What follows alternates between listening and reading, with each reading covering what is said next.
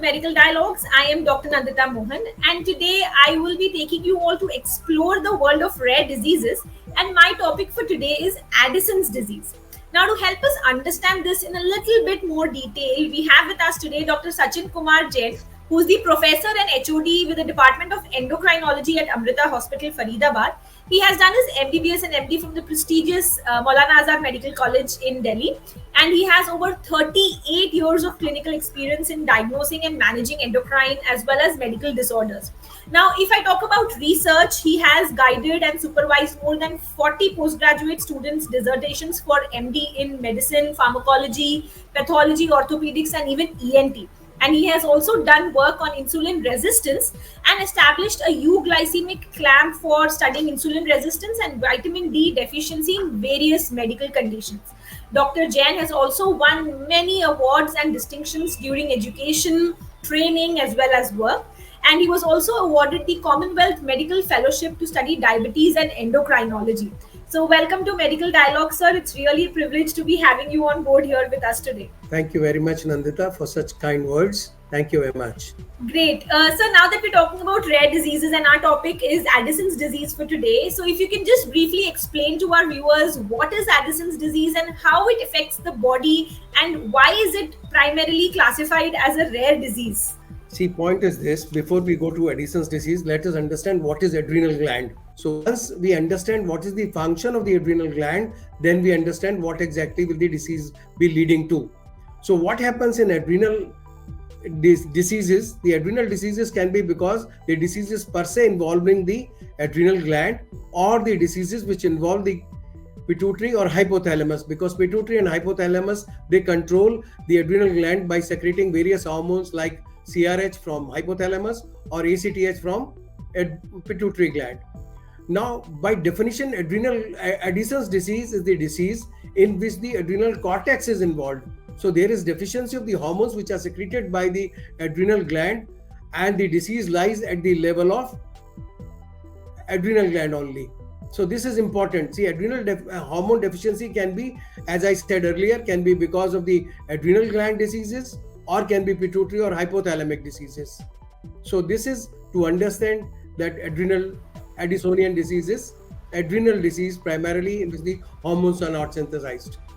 As far as the rare diseases go, yes, it's one of the rare disease, and the rare disease definition actually varies from country to country. In USA, it is 6 per thousand if it is less, and in various other countries like Australia or Korea, it is less than 1 per thousand. But if you really see, the prevalence is around 40 to 60 cases per million. So by all that, this comes under the purview of rare diseases only. Great. That was actually a very short and a crisp introduction about why we have to understand the adrenal gland first and then we understand Addison's disease. Now, so we're talking about this in a little bit detail. If you can just explain to us what are the common causes of Addison's disease and what symptoms one might actually have that could indicate that they have Addison's disease, and are there any timelines that particular period when they should actually go and seek medical advice? Okay, so before we go into the signs, symptoms and causation of the Addison's disease, let's understand what does the adrenal gland produce itself. The cortex produces cortisol, this is aldosterone and sex steroids, as well as the adrenal medulla produces catecholamines, as I said earlier. So once these hormone deficiency is there, the manifestations will be because of the deficiency of these hormones. So coming to the first causation, the most important cause of Addison's disease is autoimmune adrenalitis. There is antibodies, which are autoimmune antibodies, which tends to attack 21-hydroxylase enzyme, which is important for the synthesis of the cortisol hormone. So the most common important thing is the autoimmune adrenal destruction. Second is various infections, especially infections in our country like tuberculosis. This is one very important cause, and previously this was one of the very, very important cause when the tuberculosis was rampant in our country. So adrenal tubercular disease. Then it can be other infections which can be like fungal infection, histoplasmosis, cryptococcosis, coccidiomycosis. These are the fungal infections which can occur in the adrenal gland secondary to the involvement of the other part of the body like lung. So these infections are these. Then HIV itself can also lead to adrenal insufficiency and Addison's disease, syphilis and trypanosomiasis to complete the list of the infections which lead to adrenal insufficiency or Addison's disease. Now then it can be hematogenous diseases like in the adrenal gland. There is sudden hemorrhage into the bilateral adrenal gland which is following infection, following a sepsis or septic shock. That is like especially meningococcemia, pseudomonas infections, strep pneumonia infection, Neisseria gonococcal infection, E. coli or various viral infections can also lead to, in some patients, sudden adrenal hemorrhage, and it wipes off the adrenal function. Then there can be bilateral adrenal injury, especially injury to the back area of the person where the adrenals are there, especially seen in the blunt injury or road traffic accidents. Then it can be a complication of the therapy, like if the patient is receiving anticoagulant therapy and there may be spontaneous bleed in the adrenal glands. Then their causes, which are also reasonably common, are metastasis to the adrenal gland, that is metastasis from the breast, lung. These are the two melanomas, stomach or colon also. These malignancies may metastasize to the adrenal gland and phase out the functional capacity of the adrenal gland. Then this can be at times the adrenal dysfunction can be because of the various drugs also. The drugs, especially the drugs which are used in the treatment of cancers, like immune check inhibitors, immunotherapy. So they decrease the cortisol synthesis. So once they block the synthesis of the hormone, the patient may have the similar manifestations of the disease as because of the other reasons. Also various drugs like ketoconazole or metairopon, and few of the anticonvulsants like phenytoin or barbiturates or rifampicin, which can induce either decrease the synthesis or enhance their breakdown. And if the patient is borderline balanced, then there may be a relative deficiency of these hormones which may come up. So to say the causes are very many, but the most important one is the autoimmune disease and infections, especially in our setting, tuberculosis and the fungal infections. Let me also explain what are the symptoms one may have. The symptoms can be like acute adrenal insufficiency that can be very life-threatening, like adrenal, as I said, trauma, bleeding, coagulation. So this is called acute adrenal crisis. Or a patient who's taking who's a known case, who's taking the treatment, forgets to take the treatment. So this is one acute adrenal crisis, like nausea, vomiting, pain abdomen, non-responding hypertension, the setting of acute medicine. But the second important thing is the chronic symptoms, which we tend to talk, that what are the chronic symptoms which may be there. And the most important is the symptoms can be very variable. The symptoms can be because of the deficiency of the cortisol, symptoms can be because of the deficiency of aldosterone, or symptoms can be deficiency of adrenal sex steroids. But primarily more important is the deficiency of cortisol and aldosterone. So the symptoms can be, the important one to understand is that GI symptoms can be manifestation like anorexia, nausea, vomiting, weight loss, diarrhea, and these are the very, very important thing. And anorexia and weakness may be very marked. In Addison's disease, the most symptoms are very marked when the patient gets up in the morning. To come off the bed is a very challenging task. They are very tired from the very beginning, very marked asthenia, and as the day progresses, their symptoms improve. So this is the thing. Patient is mostly very markedly symptomatic in the early morning, and as the day progresses, the symptoms decrease and they may be reasonably well by the evening. So this is one important thing to understand, because we require cortisol maximally during the morning hours. So these are the symptoms. Then the other symptoms can also be associated is marked myalgia, arthralgias. Then there can be psychiatric symptoms. The patient may not present to an internist or a endocrinologist, but may end up initially to a psychiatrist. The symptoms can be like psychosis, agitation, anxiety, depression, confusion, memory lapses, and delirium, etc. These are the very important thing. And in examination, if the thing to be seen is there is hypotension, and the very important thing is postural hypotension, along with increased pigmentation of the sun-exposed areas, especially face, lips, the hands, the creases of the hand, and the inside the tongue or the interdental occlusion line of the buccal mucosa. So there may be increased pigmentation of the sun exposed or the areas where there is friction. The scars which have been there, which have come after the disease has set in, they become more pigmented than the surrounding skin. So these scars may be hyperpigmented. So these are the important things which are there. Symptoms: acute crisis, they are in the setting of acute infection, etc. The symptoms remain the same, but the most important thing which we tend to say is that there is hypotension or low sugar, low blood pressure, which does not respond to the use of until there is a lot of fluids are used. They don't respond to vasopressor drugs. So these are the situations where you suspect the adrenal insufficiency. Great. So now that we've understood what Addison's is, what are the causes that one must actually look out for. So coming to the diagnosis aspect, what tests or aids can one undergo and that can help to arrive at a diagnosis of Addison's disease? Investigation wise, if you really see, sodium may be low, potassium may be high if the usual lab reports when they come up. They also important hypoglycemia. Patient may develop spontaneous hypoglycemia also. So this is cortisol workup is important in when you are seeing the patient of recurrent hypoglycemias also.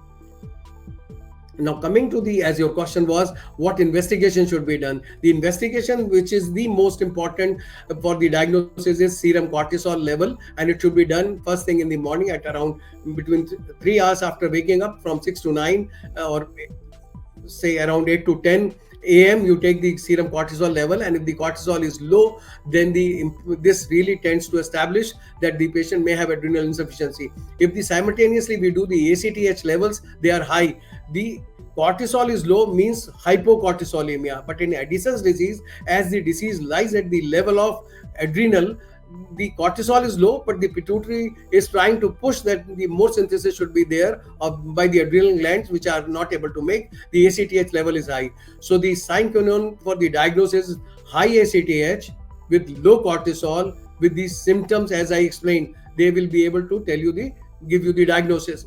But the other tests which are also done is the ACTH stimulation test, that you take synthetic ACTH, inject either intravenously or intramuscularly, and the cortisol samples are taken before giving the ACTH injection, 30 minutes and 60 minutes. If they do not rise beyond 18 microgram per deciliter, then we can be very sure that the patient is suffering from the Addison's disease. The other investigation to be done once you have done the biochemical establishment has been done, that this is the biochemical diagnosis of adrenal insufficiency. To repeat, will be that the glucose may be low, sodium may be low, potassium may be high, cortisol is low, ACTH is high, DHEAS, one of the sex hormone steroid, is also low, aldosterone level will be low, plasma renin activity will be high. So these are the hormones which are secreted will be low, and the hormones which tend to push these things will be high, like ACTH or renin activity. So this is biochemical establishment of the diagnosis. Then we can really undergo a test for the imaging, like CT can be done for the adrenal gland. So in cases of autoimmune adrenalitis or late stages of tuberculosis, the adrenal glands may be atrophied, or there may be calcification in cases of the fungal infections or tuberculosis, that the patient may have the calcification of the adrenal gland, and thinning or enlargement may also be there. But in cases of hemorrhage, as we said, maybe post-traumatic or after the anticoagulants, the gland may be enlarged in size, and the CT values will be suggesting of the hemorrhage in the adrenal gland. Okay, great. So that's actually very categorically you've explained to us the investigations, the diagnostic tests that one can actually go ahead to come to a certain diagnosis of Addison's disease. Now, coming to talk about the treatment aspect, sir, what are the typical treatment options for this disease, and how effective are they? Are there any specific treatment regimen that is being laid out? Yes.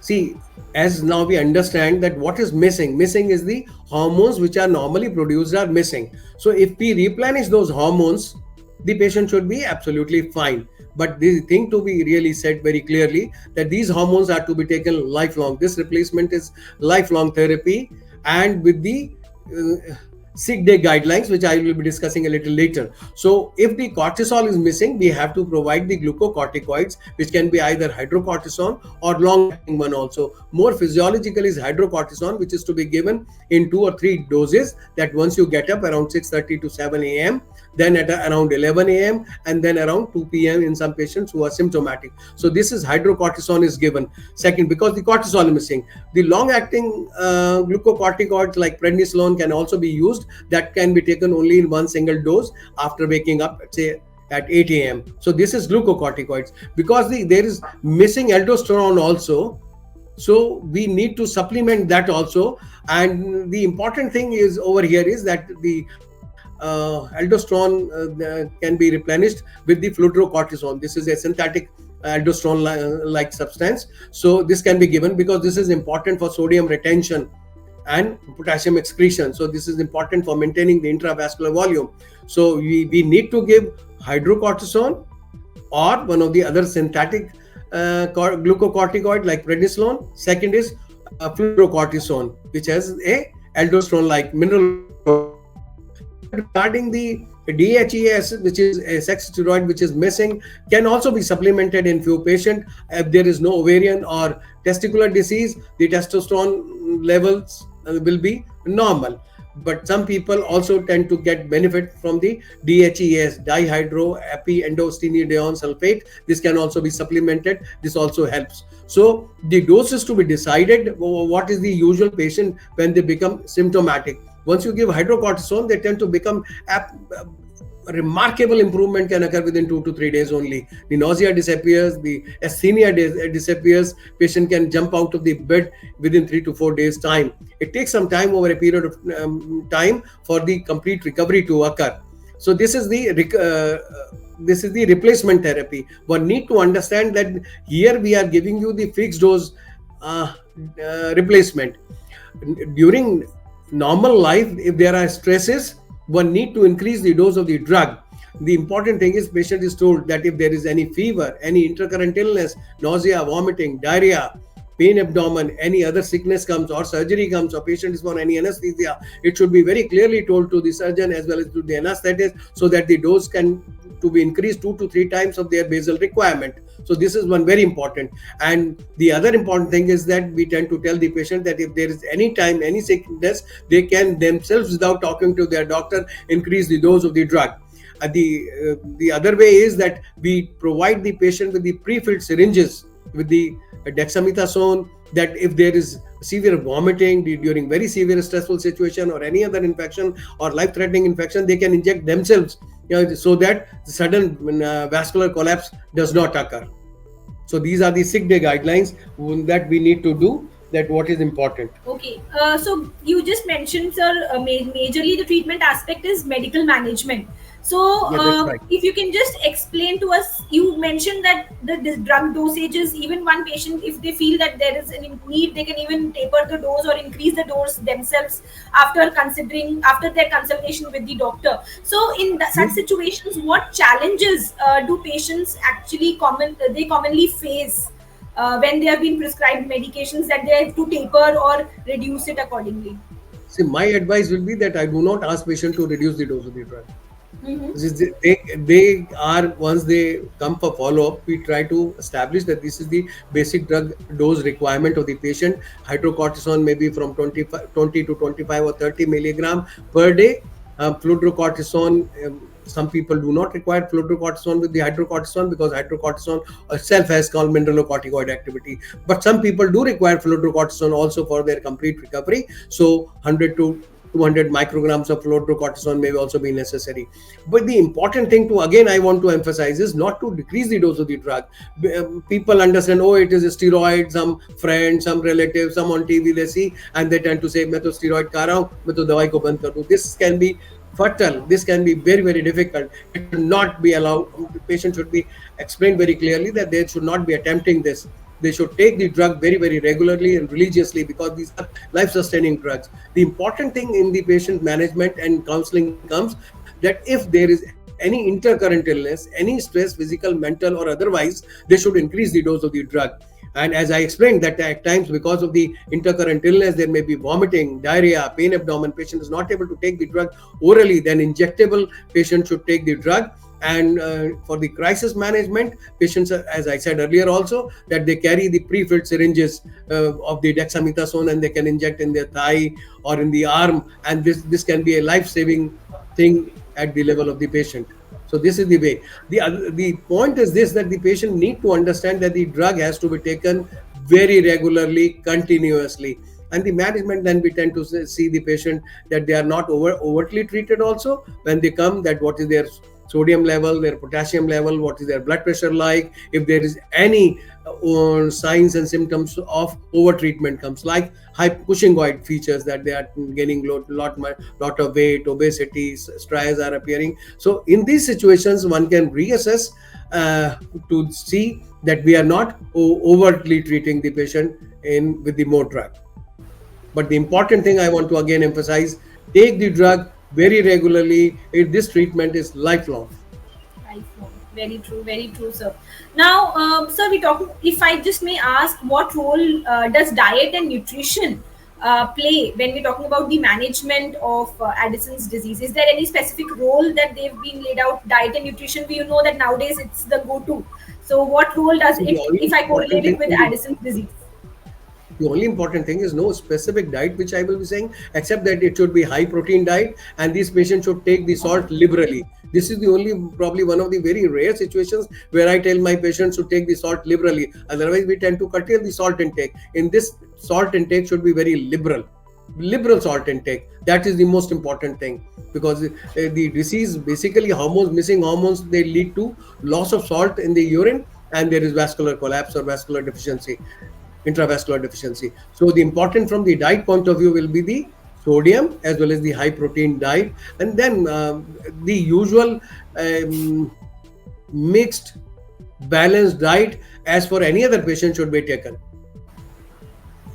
Okay, understood, sir. Now, sir, how can stress levels impact individuals with Addison's disease, and are there any particular strategies to help patients? Because nowadays, with the lifestyle that one is going through, people tend to have a lot of stress. So, is there any way that they can even manage it, especially such So patients? the answer can be divided into two parts. The first is stress, whether in a patient of Addison's or whether in a other person. So stress is to be managed. Stress coping strategies start to be explained. These patients, once they have stress, as I said, whether it is physical, mental, social, emotional, or any other drug or any other illness which can be there, where the stress level is to be managed. Normally, when we have stress, our hormone tend to rise 2 to 3 times of what normal basal secretion is. So in these patients, there is no such thing. They can't increase their hormone synthesis or release from the gland, because gland is non-functional. So the patient has to increase the dose of the drug themselves. So this is what is the most important thing, that whenever any sort of stress patient has, the dose should be increased and they should contact their doctor immediately. This is the most important thing. Stress is a part of life. It is going to be there, but especially if the stress is too much, or especially medical stress like illness, infection, surgery, as I said, or patient is for some anesthesia, even a small little disease or infection can precipitate the crisis. So all stresses are to be taken very, very seriously, and need-based increase in the dose of the drug to be done. Okay, great. So now coming to the last aspect, we're talking about each individual aspect of Addison's disease, the symptoms, the causes, the diagnostic tests, and even the management aspect. Now coming to the prevention, can Addison's disease be prevented, or are there any risk factors that can actually be mitigated in such situations or in such patients? Well, I don't know what to answer here. There is no way that autoimmune adrenalitis can be really prevented. Only it is that it should be suspected. Suspicion should be very high, so that we diagnose as soon as possible, especially in the setting of other autoimmune diseases like type 1 diabetes or hypothyroidism. The symptoms of the adrenal insufficiencies are there.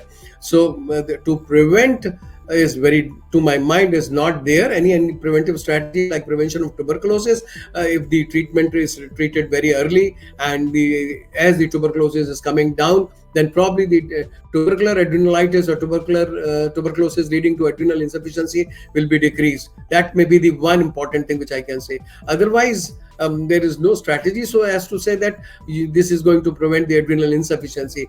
Only a very high index of suspicion, investigation whenever you suspect, and if there is high index of suspicion, treat first and investigate later. These are the three highlights, important thing I would like to say. So the index of suspicion should be very high that patient may be adrenal insufficiency. Great. So thank you so much, Dr. Sachin, for joining us today at Medical Dialogues. You've actually given us a very good insight into Addison's disease, and I'm pretty sure this is going to create awareness among a lot of medical professionals. As you mentioned, it's all the key is basically to catch the disease early. So if you catch it even without investigations, if you suspect the disease at an early stage, then management can be started very early. So thank you so much for joining us at Thank you Medical very much. Dialogues today. Thank you. Bye-bye. Never miss a medical update from Medical Dialogues. Like, subscribe, and press the bell icon.